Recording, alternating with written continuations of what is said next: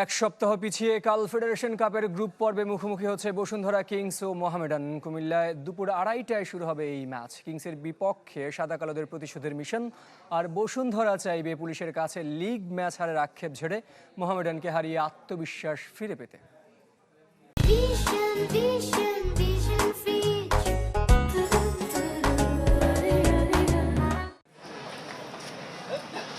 মঙ্গলবার ম্যাচ, সোমবার কুমিল্লা যাওয়া হবে নাকি ম্যাচ ডেতে দোলাচল ছিল মোহামেডানের।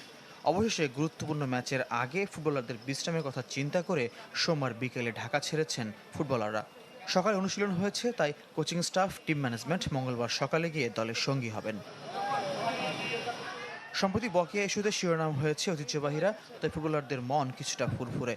কারণ অল্প হলেও পারিশ্রমিক পেয়েছেন তারা। ফেডারেশন কাপে বসুন্ধরা কিংসকে হারিয়ে লিগ ম্যাচে হারের প্রতিশোধ নিতে চায় মোহামেডান। মৌসুম জুড়ে ধুঁকতে থাকা দলটিতে বড় জয়ে প্রাণ ফেরানোর প্রত্যাশা হেড কোচ আলফাজ আহমেদের। পেমেন্ট পাইছি আমরা, কিছু আবার দিবে, আমরা পেমেন্টে আমরা হ্যাপি, ভালো আছি আমরা সব প্লেয়ার মিলে। পেমেন্টে লাস্ট ম্যাচ আমরা বসুন্ধরা হারছি, আমরা চাবো আগামী ম্যাচটা আমরা জেতার জন্য। আপ অ্যান্ড ডাউন হইতেছে সব টিমেরই, তো আমরা চেষ্টা করতেছি যে স্বাভাবিক অবস্থানে ফিরে আসার জন্য। একটা জয় আসলে অনেক কিছু পাল্টে দিতে পারে, তো আমরা একটা জয় পেলে দেখবেন অনেক কিছু চেঞ্জ হয়ে যাবে। দুই ম্যাচে 1 ড্র 1 হারের সমীকরণে কিংসের বিপক্ষে ম্যাচটা সাদা কালোদের জন্য গুরুত্বপূর্ণ। জয় পেলে পরের রাউন্ডে যাওয়ার লড়াইয়ে থাকাটা সহজ হবে মোহামেডানের। ভালো মন্দের মাঝামাঝি অনুভূতিতে সোমবার কুমিল্লায় অনুশীলন করেছে বসুন্ধরা কিংস। লিগের শেষ 2 ম্যাচের একটিতে হারিয়েছে মোহামেডানকে, পরেরটিতে হেরেছে পুলিশ এফসির কাছে। কুমিল্লায় জয়ের ধারায় ফেরার মিশন রাকিব ফাহিমদের। ফেডারেশন কাপের গ্রুপ পর্বে নিজেদের দ্বিতীয় ম্যাচে নামার অপেক্ষায় ডিফেন্ডিং চ্যাম্পিয়নরা।